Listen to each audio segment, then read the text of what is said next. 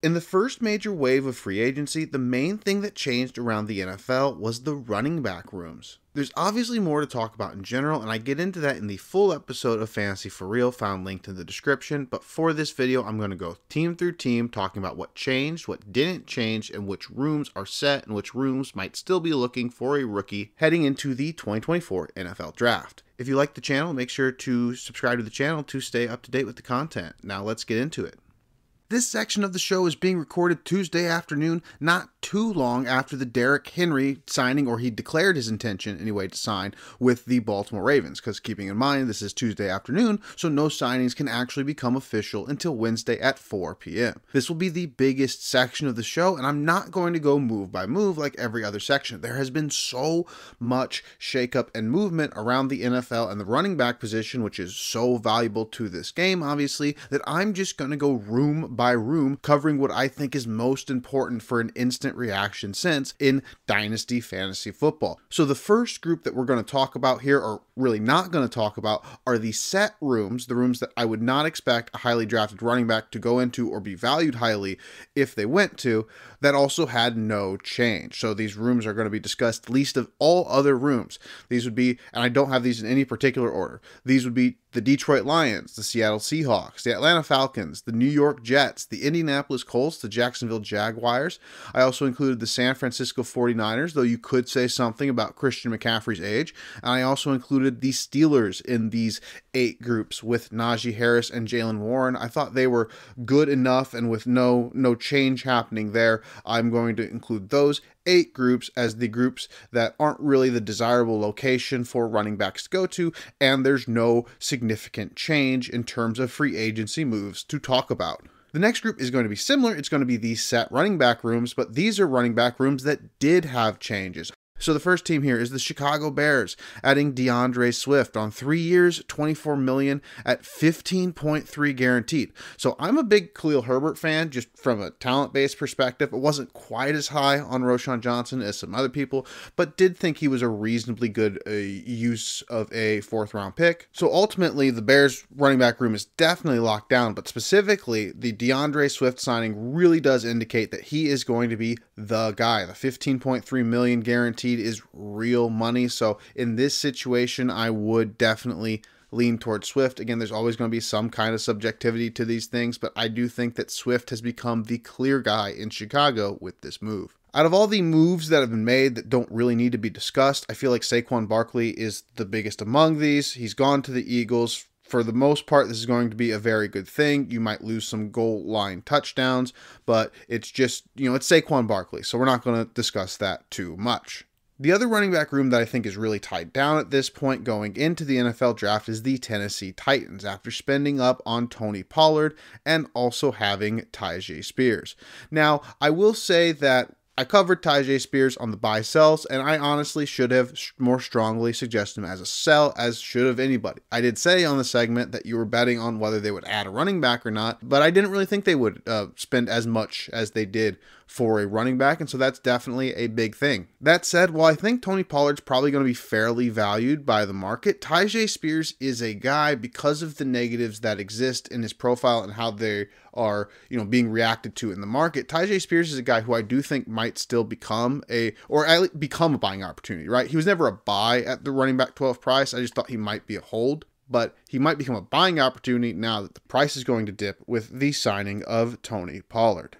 I will say it is just hard, and I don't want to talk about the Titans too much, but you're not really projecting this team to be very great. So those are the teams that you don't usually project two good running backs. So in a redraft sense, I don't think I would, pay very much for Spears unless it was towards the back end of the draft, where I'm really just betting on people that might need an injury in front of them or need a significant switch in situation to be a very good player. But overall, this is a player that I have some talent belief in, and he showed a lot of interesting things. And the main reason I talked him up when I looked over things is that I thought he was a pretty impressive pass catcher in the 2023 season. So Tyjae Spears is still someone I'm intrigued by, but it's obvious by the market and the way that we should be valuing these things that Tony Pollard is the back in a vacuum that you want to own for the Tennessee Titans. I also have Ramondre Stevenson and Antonio Gibson of the New England Patriots pretty much in this same category. I think the trick is that it really depends on, there's nothing objective that puts Ramondre Stevenson in the same category. Stevenson was a 4th or 5th round draft pick, I believe. He has not had an extension, and Antonio Gibson only signed for 3 years, $11 million, whereas Pollard's was 3 years, $24 million. That said, I do believe Stevenson should be viewed as the number 1 in this backfield. So when you're looking at Stevenson as the number 1 and then looking at a guy that they just brought in on a 3-year deal to be the number 2 between these two players, I think this feels like a more set backfield to me, where you're probably, maybe you're doing what they've been doing in recent years. Maybe you're bringing in a Kevin Harris. Maybe you're bringing in a Pierre Strong Jr. from the middle rounds, but you're probably not bringing in a higher drafted player in this Patriots backfield. I will also say that it's probably not the greatest thing for the projection on Ramondre Stevenson, particularly because one of the benefits of Ramondre Stevenson the past couple of years has been the pass catching. And with Gibson, we don't know what the quarterback situation is going to be. Obviously, different quarterbacks target the running back position at wildly different rates. But what we can say is that it's more likely that some of those targets are going to go to Gibson, whose primary feature is more of a pass catching running back. I also did put the Rams and Kamara Williams in this kind of section because I really don't know what to make of this. Obviously they didn't add anybody. Considering that Kamara Williams is a smaller back, I think even if you, I think this is the analogy that I'm going to stick with, and I wrote it in my notes. I wrote a couple, but even if you believe Kamara Williams is Batman, Kamara Williams still needs a Robin, okay? You can't have, even if he's a small Batman, you can't have small Batman out there 17 games a year taking 400 touches, okay? That's not a realistic thing for the Rams. So if you were ranking these by teams that needed a backup running back more than any other team in the league, the Rams might be number 1 overall. I can understand the idea that Kamara Williams, unlike some of the other running backs that we're about to talk about, has proven so much more than some of these other guys, so that you don't necessarily believe that someone can come in and replace him, even if they got drafted in, say, the mid-3rd round. And I think you could argue that Kyron's played well enough that even if someone was brought in that late, say the mid-3rd round, that you're still feeling pretty decent about Kamara Williams. But this team does need to bring in at least a backup running back for Kamara Williams. And so those were the most set running back rooms. Now to go to the completely opposite side, I want to talk about the most open running back rooms. Now, to be clear, just because a running back room is the most open does not necessarily mean that I think the running backs in the room are bad. We're going to talk about a couple of these guys. Zamir White is a particular one where some people are really excited about the idea that he might be the Raiders' long-term running back. But just to use that as a pivot point and get into the Raiders and get into Zamir White, being an open spot doesn't necessarily mean bad. What it means to me is if one of my top running backs gets drafted in, say, the late 2nd round to the Raiders, I'm going to immediately assume that person is the starter over Zamir White. And with that as a given, I don't think that's very controversial at all. If we're assuming that Zamir White is, if someone else is drafted in the top 50, top 75 picks, I think most people at that point would assume Zamir White would be the backup.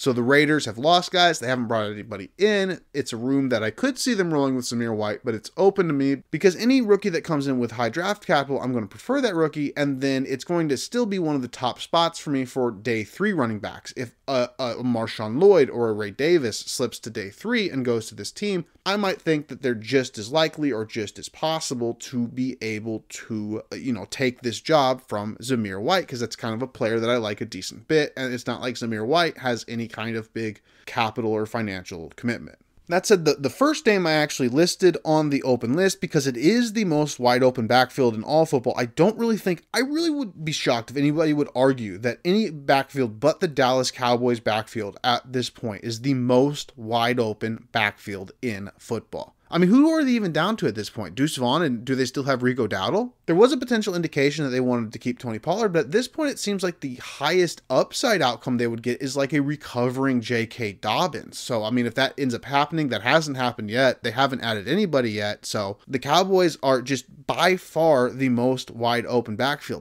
Now, it is worth acknowledging that there's, some other losses going on in the Cowboys, but anything that you're going to point to that might be, say, offensive line related. That's going to all come down to efficiency. In this game, the most important thing still is volume. And this is a situation where the volume upside is ridiculously high. And so that is why the Cowboys are the clear number one situation to be drafted to. If there is a running back that, if they don't take a running back in the first 2 days, which I really do doubt, but if they, given the situation they're in right now, but if they don't take a running back in the first 2 days, that day 3 running back is going to probably be a late first round pick in super flex leagues. And it's easily going to be a first round pick in 1 quarterback leagues because of how open this backfield situation is going to be for that day 3 running back. And just so we can say it here before other people say it other places in case it does happen, if the Cowboys don't take a running back in the first 2 days, you're going to hear a lot of, well, we didn't take one in the first 2 days with Tony Pollard and look how well that worked out. And I'm not saying they're going to be wrong in that, but don't be surprised if that comparison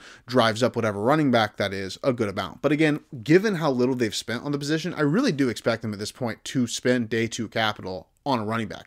It feels like they almost need to, given the fact that like running back's not the most important individual position, but you still have to be competent at all positions on the NFL football field. And I'm not necessarily sure their running backs get there. Maybe they do, but I don't think they've proven that on the NFL field compared to every other backfield right now at the NFL level.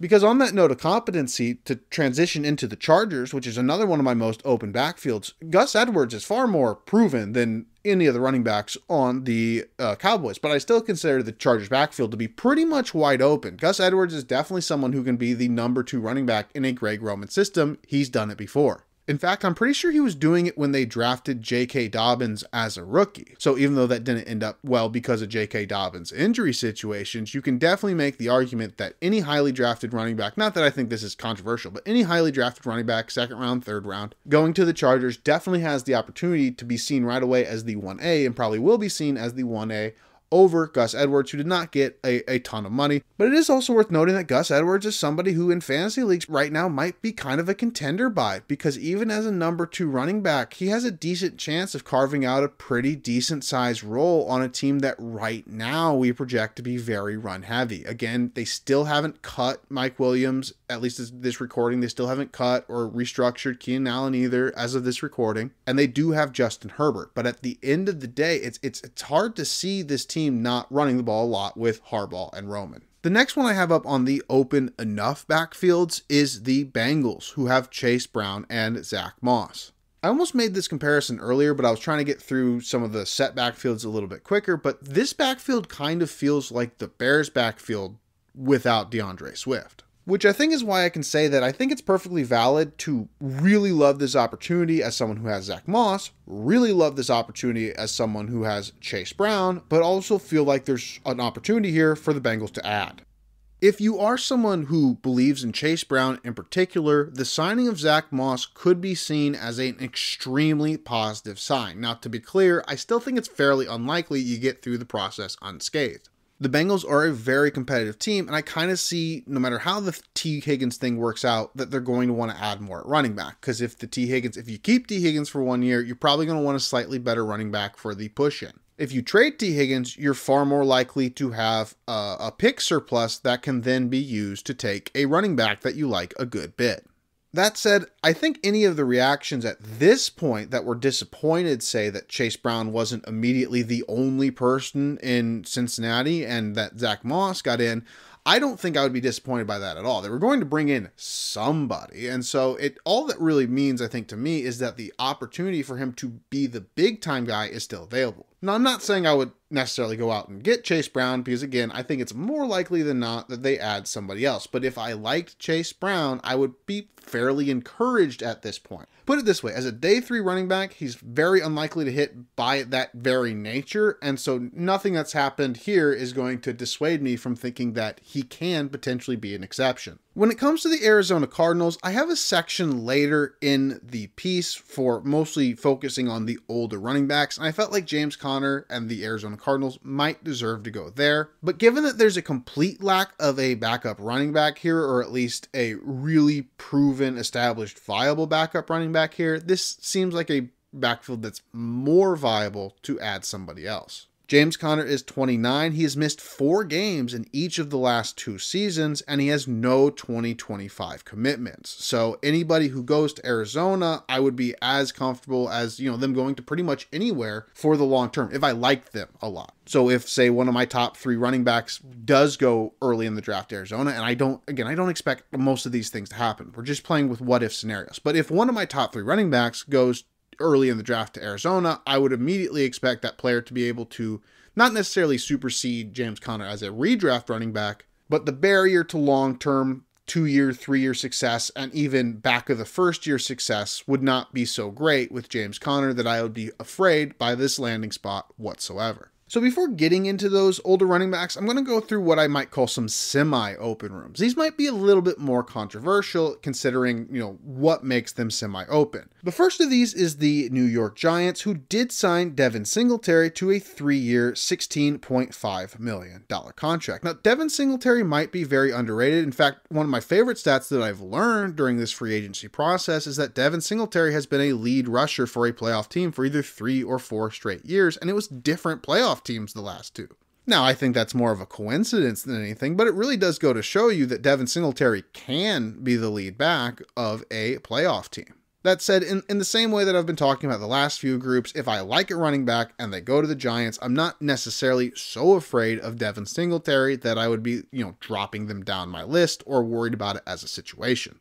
If the Giants do stick with Singletary as the only running back there, he could be somebody because he has this kind of, he's been around for a long time. He's never really been great. That I really do think Devin Singletary could be an extremely good value from a redraft perspective if he does end up being the only guy in town. Now, again, I think most likely, even if they don't dip in until like the 4th, 5th round, this is a team primed to make sure that they get another running back. These are huge shoes to fill going from Saquon Barkley. Maybe they fill a little bit at the quarterback position. Maybe they fill it a little bit at the wide receiver position, which are obviously the bigger, more important positions and will be good for the Giants in the long run. But you still might want to try to make up a little bit more of that gap from the running back position that you're losing from Barkley to Devin Singletary.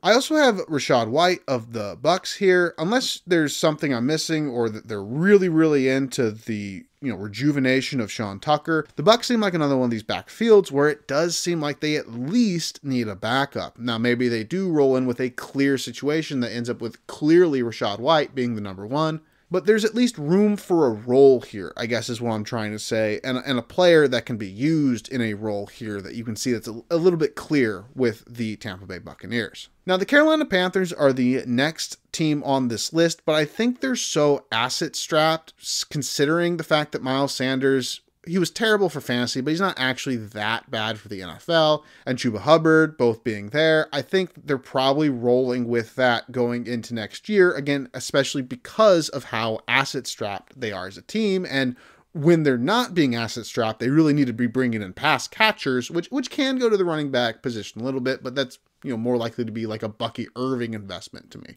And then for some of these shorter-term values, again, I said older running backs earlier, not trying to drag any of these guys, but, shorter term expectations. The first 3 here have added in this, cycle. The first being Aaron Jones going to the Vikings on a 1-year, $7 million deal with Ty Chandler still there. There's really nothing I can say at this point in regards to the Aaron Jones situation too deeply, because it's really hard to make too much of it. Is Sam Darnold to Justin Jefferson going to be the connection in Minnesota this year? I don't think so. Not most likely. I think they're most likely going to add a rookie too. And so that makes it even harder to say with Aaron Jones. But it does seem like Aaron Jones is likely going to be the guy as long as he stays healthy. So that's a big deal for him and his short-term fantasy value. Austin Eckler goes to the Washington Commanders on 2 years, $11.4 million. Now, the difference I think between some of these rooms is I do kind of still buy the idea that the Commanders like Brian Robinson. And Brian Robinson and Austin Eckler, especially if you're getting what you want to get out of Austin Eckler, provide very, very different things, and he wasn't that expensive. So I can still buy into that. So I think the real worry for me in this room is that there's no short-term opportunities, or there's not many short-term opportunities. So this room probably is ultimately going to be set, but with one of the set running backs being an older short-term investment, I have it at this category a little bit more. The Baltimore Ravens have made the most recent major addition by signing Derrick Henry. Obviously, this is an excellent fit for Baltimore and Derrick Henry. If you can get one more year out of Derrick Henry at even close to the level of play he's given the last several years, you would expect this to be, frankly, like a match made in heaven, right? I mean, this is a guy who has the opportunity, or has been in the past, ultra efficient on his own by breaking through tackles and as a, downhill running back. This is a team that has generated better efficiency with basically any running back that they've put in the backfield over the last few years. Now, maybe there's a chance that at his current age, at his career workload level, Derrick Henry is a little bit closer to just any running back than we think. But if Derrick Henry is Derrick Henry for one more year, for 2 more years, I think the contract's probably more of a 1-year deal that would need to get reworked after the first 2 years.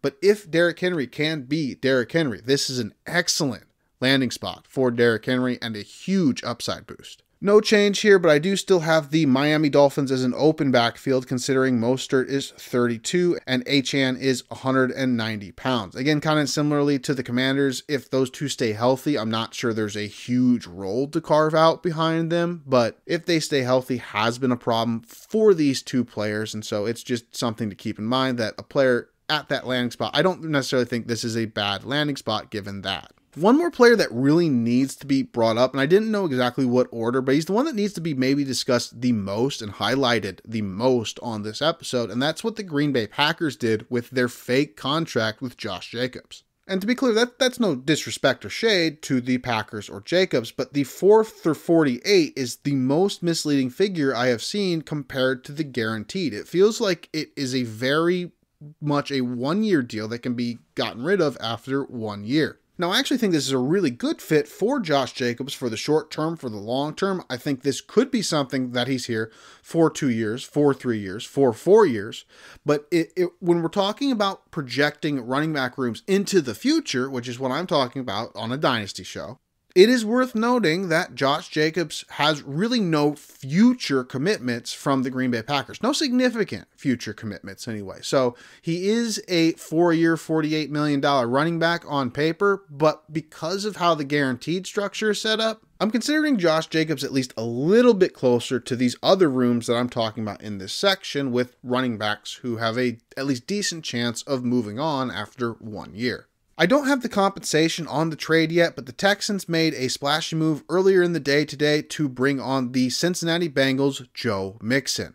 This is again another one of those moves that's very easy to point out for being a short-term excellent move. While there are a lot of things to like about Dameon Pierce, I do think it's very unlikely that Pierce, supersedes or takes significant work from Mixon if Mixon is healthy and playing at his best. That said, it is worth noting that there is no post-2024 commitment on this contract. So even when we learn the compensation, unless there's a new contract that comes with the trade pick compensation, it's worth noting that Joe Mixon is a short-term stopgap for the Texans at this point. Obviously, anything can change, but if you're projecting into the future, Joe Mixon should be seen as only guaranteed to be a short-term stopgap. So these are a few more running back rooms where nothing changed. They're here for various reasons, but the Saints with Kamara and Kendre Miller, really it just depends on what you think about Kendre Miller, right? We didn't get a huge rollout of him. He was taken in the 3rd round, but the fairly early 3rd round. So, there's a lot of controversy around there. Like if he was taken 20 picks higher, we would probably be saying this is a set backfield. If he was taken 20 picks lower, given the fact that he didn't do too much and Kamara is getting a little bit older, we'd probably be talking about this as a more open backfield. So at the end of the day, you have Kamara getting towards the tail end of his contract. This is the first year that this is the last year rather, that it really doesn't make a ton of financial sense to cut him. Now, again, the Saints are the Saints, so there's a good chance that he gets restructured or that at least attempt to restructure him in some way or another. But it is just worth noting that there's no strong guarantee that he's going to be on the team next year, and there's no strong guarantee yet that Kendre Miller is a, very good running back. There's reasons to have faith in it. He was injured primarily, but we haven't seen enough yet. That moves me into the Cleveland Browns. We have seen a little bit of Jerome Ford, and maybe Jerome Ford is the heir apparent, but right now I think if you didn't have Nick Chubb in the backfield, nobody would consider it controversial to consider this a mostly or semi-open room. Obviously, you do have Nick Chubb, but Nick Chubb is almost 29 years old and is coming off of a very devastating injury. So how long is that going to be a thing for the future? I don't know. But if we're projecting it into the potential to add a running back into this room, I do see upside for a running back in this room, especially outside of the short term. And then similarly, as it seems, this entire group right here is just kind of controversial value points. What do you make about Javonte Williams? I could see the argument that another year removed from a major injury with the once very high second round draft pick and the fact that he is not overall a very old player overall as a running back because he came into the NFL so young. I could easily see the argument that Javonte Williams and Jaleel McLaughlin are, exactly what Sean Payton is looking for from the running back position. I also think you could make the argument that Javonte Williams, despite the injury, wasn't super impressive to a lot of people, and this might be a room that they're looking to inject with maybe a little bit more upside. Now, maybe the upside does come from the recovery, and I'm hopeful, as someone who has him in a league, I'm hopeful that the upside comes from the Javonte Williams recovery, but I could see the Denver Broncos coming to the opinion that outside of Javonte Williams and his knee, they needed to add a little bit more upside to this running back room. And then this last group, just two quick teams right here. I listed this kind of out as they have a pretty good guy. It seems like they like the guy, but they could probably add a guy. And that is Kansas City with Pacheco and the Buffalo Bills with James Cook. So these are two players, obviously, I think are good enough to hold down the 1A or 1 position for a team. They've been doing it the last couple of years, and I think the teams that they're on like them a lot. That said, I think the teams that they're on understand that they're not the apex of the position, and at a position like running back, when you don't have players who are Saquon Barkley or Christian McCaffrey, it does make sense to continue to look for guys who can do different things better than the guys you have. So, that's why I think you see a lot of people mocking running backs to Buffalo, for instance, that might be able to put on to have a little bit more weight than James Cook. So that's just something with those two backfields to keep in mind, but they didn't add anything, so that's not a big deal for free agency. And that is all I have for the running backs and the running back rooms in this free agency period. And that's all I had for the running back rooms after the first wave of free agency. If you enjoyed the content here, I would consider looking for Fantasy for Real on iTunes, Spotify, or your podcasting app. I will continue to post videos here, though I am trying to find ways to improve the visual quality. With that said, take care and goodbye.